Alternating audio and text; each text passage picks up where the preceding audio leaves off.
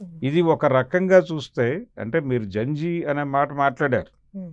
శ్రీలంకలోను, నేపాల్‌లోను మరొక చోట బంగ్లాదేశ్‌లో కొంత మేరకు ఇలాంటి ఛాయలు కనిపించినాయి. జంజీ మూవ్‌మెంట్స్ వచ్చినాయి.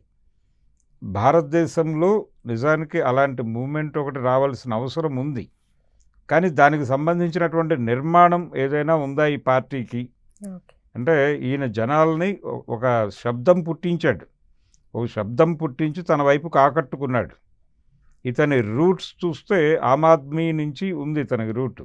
కేజ్రీవాల్ ఏరియా నుంచి వచ్చాడు. కాకపోతే కేజ్రీవాల్ ఎక్కడి నుంచి వచ్చాడు? అన్నా హజారే ఆందోళన నుంచి పుట్టుకొచ్చాడు ఆయన. అన్నా హజారే ఆందోళన ఆ రోజున అవినీతి మీద ఆయన పోరాటంగా మొదలుపెట్టాడు. నల్లధనం అనేది ఈ దేశం చాలామంది పారిశ్రామికవేత్తలు నల్లధనాన్ని తీసుకెళ్ళి విదేశాల్లో స్విస్ బ్యాంకుల్లోనూ అక్కడ దాచిపెట్టారు. అదంతా పట్టుకొచ్చేస్తే జీవితాలు మారిపోతాయన్న టోన్లో ఆయన గొడవ చేశాడు.